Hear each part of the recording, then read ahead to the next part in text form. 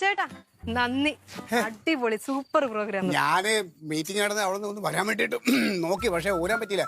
പിന്നെ അവിടെ വിളിച്ചവൻ പറഞ്ഞു നിങ്ങളെ കഴിഞ്ഞല്ല ഞാൻ പോകുന്നു. അതൊന്നും കുഴപ്പമില്ലായിരുന്നു. നീ ഹാപ്പി ആണല്ലോ? ഞാൻ ഹാപ്പിയാ. അതറിഞ്ഞ ഒരു കാര്യം ഞാൻ പറയട്ടെ, മേലാൽ ഇമാതിരി കൊട്ടേഷനായിട്ട് എന്റെ അടുത്ത് വന്നിട്ടുണ്ടെങ്കിൽ ആങ്ങളെ ഞാനൊന്നും നോക്കത്തില്ല. എന്റെ വായിന്ന് നല്ല വർത്തമാനം കേൾക്കും.